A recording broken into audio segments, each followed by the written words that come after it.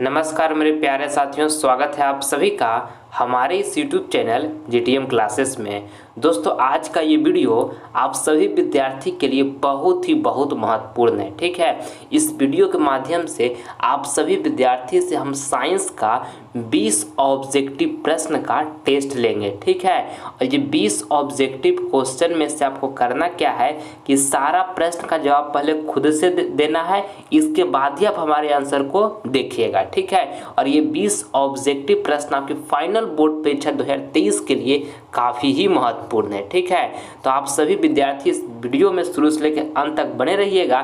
इस वीडियो के माध्यम से आप अपनी तैयारी को जांच पाइएगा कि हमारा तैयारी जो है वो किस लेवल का चल रहा है। ठीक है मेरे प्यारे साथियों, अगर ये 20 प्रश्न में से आप सभी विद्यार्थी 15 प्रश्न का जवाब बिल्कुल सही देते हैं तो आपका जो तैयारी है वो बहुत ही शानदार चल रहा है। ठीक है, बस आपको उसको कंटिन्यू जारी रखना है। तो आप सभी विद्यार्थी इस टेस्ट में कोशिश कीजिएगा कि 20 में से 15 प्रश्न जरूर हम सही करें। ठीक है, तो आइए हम जल्दी से इस वीडियो को स्टार्ट कर देते हैं।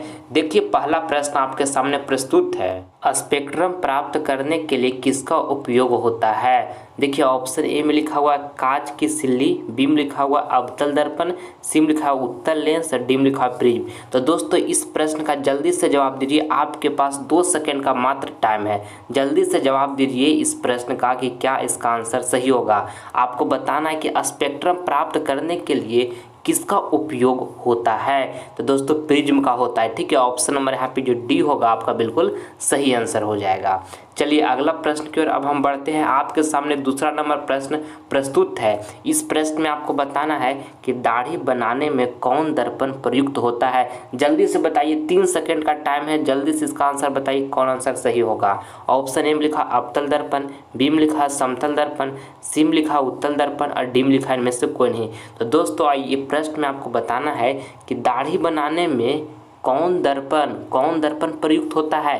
तो अवतल दर्पण प्रयुक्त होता है। ठीक है, ऑप्शन नंबर यहाँ पे ए जो होगा आपका बिल्कुल सही आंसर हो गया। ठीक है, चलिए अगला प्रश्न हम देख लेते हैं। तीसरा नंबर कहता है इंसुलिन की कमी से होता है। बताइए, इंसुलिन की कमी से होता है। ऑप्शन ए में लिखा हुआ बौनापन, बी में लिखा हुआ घेंगा, सी में लिखा हुआ मधुमेह और डी में लिखा है इनमें से कोई नहीं।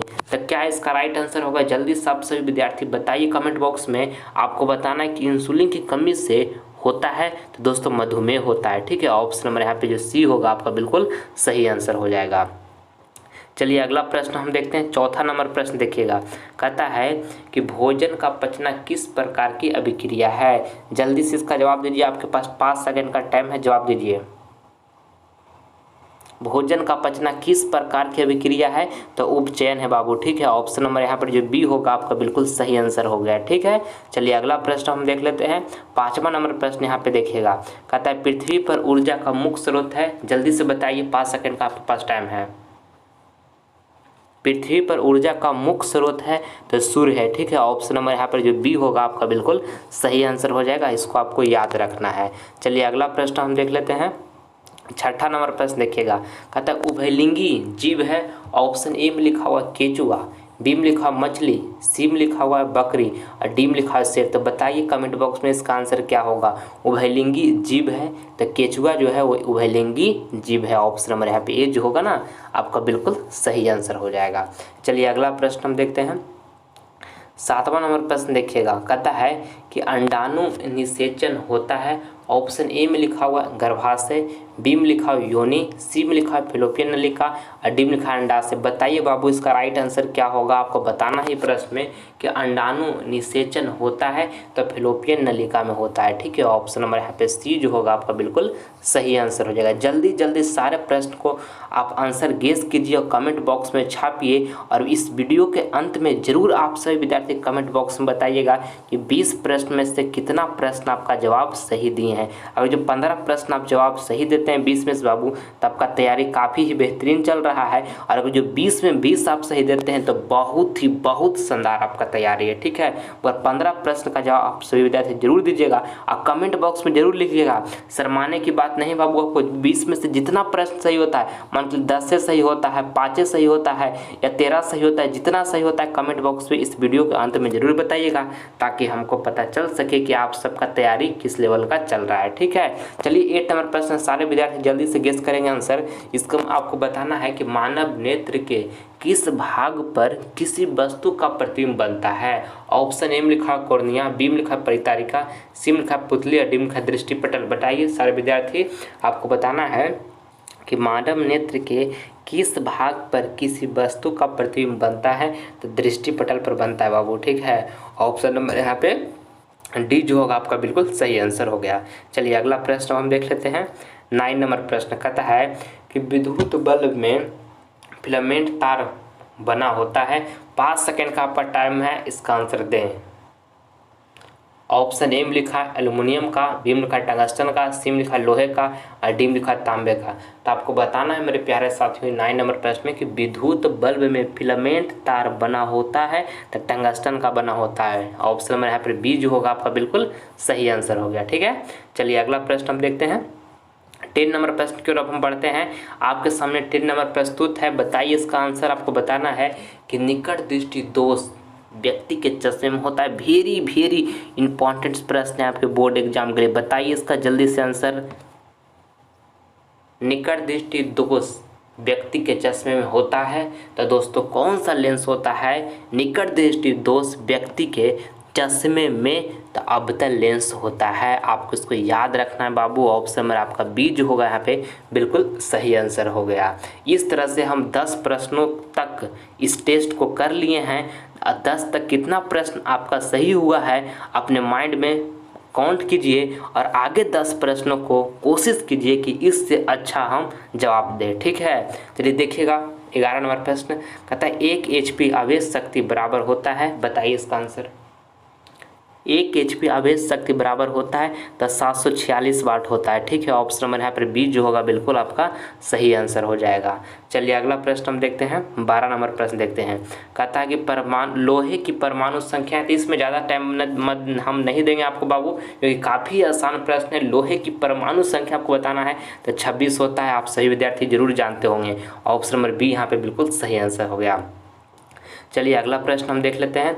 13 नंबर का निर्वात में प्रकाश की चाल क्या होती है। बताइए, आपको बताना है कि निर्वात में प्रकाश की चाल क्या होती है।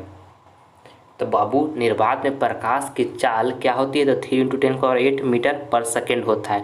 ऑप्शन नंबर यहाँ पे ए जो होगा आपका बिल्कुल सही आंसर हो गया। ठीक है, चलिए अगला प्रश्न हम देखते हैं। 14 नंबर देखिएगा। कहता है घरेलू विद्युत परिपथ में उदासीन तार का रंग होता है। ऑप्शन ए में लिखा हुआ है लाल, बी में लिखा हरा, सी में लिखा काला और डी में लिखा हुआ पीला। तो आपको बताना है कि घरेलू विद्युत परिपथ में उदासीन तार का रंग होता है तो दोस्तों कैसा होता है? काला होता है। आपको इसको याद रखना है। ऑप्शन नंबर यहाँ पे सी जो होगा आपका बिल्कुल सही आंसर हो गया। ठीक है, चलिए अगला प्रश्न हम देखते हैं। देखिएगा 15 नंबर प्रश्न कहता है कि चीनी का रासायनिक सूत्र क्या है। जल्दी से गेस कीजिए, 5 सेकेंड का आपके पास टाइम है, इसका आंसर बताएं। चीनी का रासायनिक सूत्र क्या है? तो C12H22O11 होता है बाबू, याद कर लीजिए। काफ़ी ही महत्वपूर्ण प्रश्न है आपके बोर्ड एग्जाम के लिए। आपको क्या बताना है कि चीनी का रासायनिक सूत्र क्या है? तो C12H22O11 है। ठीक है, चलिए अगला प्रश्न हम देख लेते हैं। 16 नंबर प्रश्न की ओर बढ़ते हैं। आपके सामने 16 नंबर प्रस्तुत है। बताइए 16 नंबर प्रश्न का राइट आंसर क्या होगा। विद्युत फ्यूज विद्युत धारा के किस प्रभाव पर कार्य करता है? कमेंट बॉक्स में आंसर। तो बाबू उष्मीय, ऑप्शन ए में लिखा हुआ है चुंबकीय, बी में लिखा है उष्मीय, सी में लिखा है रासायनिक और डी में लिखा हुआ है इनमें से कोई नहीं। तो आपको बताना है प्रश्न कि विद्युत फ्यूज विद्युत धारा के किस प्रभाव पर कार्य करता है। तो उष्मीय प्रभाव पर काम करता है। ऑप्शन नंबर यहाँ पर उष्मीय यानी कि बी ऑप्शन जो होगा आपका बिल्कुल सही आंसर हो जाएगा। चलिए अगला प्रश्न हम देख लेते हैं। यहाँ पे अगला प्रश्न हमारा यहाँ पे 17 नंबर है। जो 17 नंबर प्रश्न जो है काफ़ी ही महत्वपूर्ण है आपके बोर्ड एग्जाम के लिए। आपको बताना है कि काल्पनिक प्रतिबिंब होता है।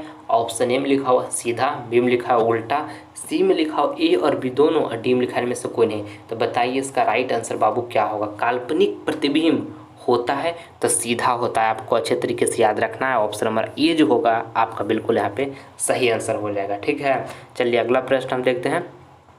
18 नंबर प्रश्न। यहाँ तक आप सभी विद्यार्थियों कितना प्रश्न सही हुआ है अपने माइंड में काउंट रखिएगा। वीडियो के अंत में जरूर बताइएगा कि 20 में से कितना प्रश्न आप बिल्कुल सही जवाब दिए हैं। और अगर जो आप सभी विद्यार्थी अभी तक GTM क्लासेस चैनल को सब्सक्राइब नहीं किए हैं तो जल्द से सब्सक्राइब कर लीजिए। इससे आपको फ़ायदा क्या होगा कि जब हम लाइव क्लास लेकर आएंगे तो इसका नोटिफिकेशन जो है सबसे पहले आपको मिलेगा, ठीक है। और मन से पढ़ाई कीजिए बाबू। हर हालत में 2023 बोर्ड एग्जाम में हमको 480 प्लस मार्क्स प्राप्त करना है तो करना है, ठीक है। इसलिए पूरी जोश जुनून के साथ पढ़ाई कीजिए। लगभग आपके पास 6 मंथ का समय बचा हुआ है। जितना एनर्जी जितना जोश है पूरा झोंक दीजिए, कोई कसर मत छोड़िए बाबू, ठीक है। आपको माता पिता बहुत उम्मीद से पाल पोस कर बड़ा किए हैं। आपका कर्तव्य बनता है कि हम अच्छे से मेहनत करें और उनका हम नाम रोशन करें भविष्य में, ठीक है। इसलिए इस कर्तव्य का आप सभी विद्यार्थी पूरी सहानुभूति के साथ निभाइएगा, ठीक है।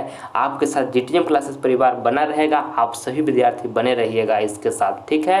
और हम सब मिलकर 2023 बोर्ड एग्जाम में काफ़ी शानदार प्रदर्शन करेंगे, ठीक है। चलिए देखिए 18 नंबर प्रश्न, जल्दी से गेस कीजिए इसका आंसर। आपको बताना है कि आवर्त सारणी के शून्य समूह का तत्व है। ऑप्शन ए में लिखा हुआ है H यानी कि हाइड्रोजन, और बी में लिखा H यानी कि हीलियम, और सी में लिखा CO2 यानी कि कार्बन डाइऑक्साइड, और यहाँ देखिए डी में लिखा हुआ है Cl2। तो आपको बताना है कि आवर्त सारणी के शून्य समूह का तत्व है तो हीलियम है, जिसको हम H डिनोट करते हैं। ऑप्शन नंबर यहाँ पे बी जो होगा बिल्कुल सही आंसर हो गया। आइए अगला प्रश्न आपके सामने प्रस्तुत है 19 नंबर प्रश्न कि नर युग्मक एवं मादा युग्मक के संकलन को कहते हैं। 5 सेकंड का टाइम है, जल्दी से जवाब दीजिए। नर युग्मक एवं मादा युग्मक के संकलन को कहते हैं तो निषेचन कहते हैं बाबू। आपको इसको याद रखना है। ऑप्शन नंबर ए जो होगा आपका यहाँ पे बिल्कुल सही आंसर हो गया, ठीक है। चलिए अगला प्रश्न हम 20 नंबर प्रश्न की ओर बढ़ते हैं। ये हमारा इस टेस्ट का लास्ट प्रश्न है, ठीक है। इसमें आपको बताना है कि 1 बिलियन लाल लिटमस को नीला करता है तो उसका pH है। ऑप्शन ए में लिखा है 1, बी में लिखा है 4, सी में लिखा है 7 और डी में लिखा हुआ 10। तो आपको बताना है कि 1 बिलियन लाल लिटमस को नीला करता है तो उसका pH है तो 10 होगा, ठीक है। ऑप्शन नंबर यहाँ पे डी जो होगा आपका बिल्कुल सही आंसर हो जाएगा, ठीक है। मेरे प्यार ऑप्शन नंबर डी यहाँ पे सही होगा बाबू।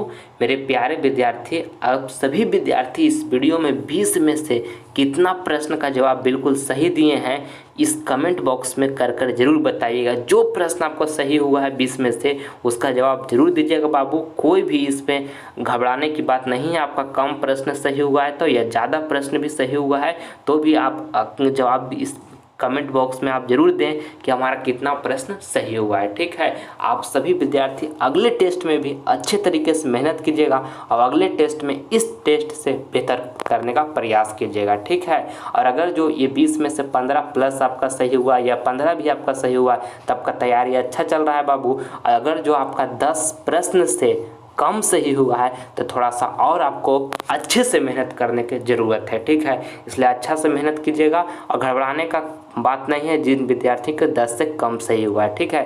अगला टेस्ट में आपको अच्छा करना है, ठीक। मन से पढ़ाई केवल कीजिएगा। अगर जो ये वीडियो पसंद आया है तो अपने दोस्तों के पास भी शेयर करें ताकि इस वीडियो के माध्यम से अपने तैयारी को चेक कर सके। और अगर जो अभी तक चैनल को सब्सक्राइब नहीं किया तो जल्द से कर लें ताकि आप सभी विद्यार्थी का जो लाइव क्लास हम लेंगे GTM क्लासेस चैनल पर वो सबसे पहले आपको नोटिफिकेशन मिल सके, ठीक है। मिलते हैं आप सभी विद्यार्थी सब नेक्स्ट वीडियो में। तब तक के लिए जय हिंद जय भारत।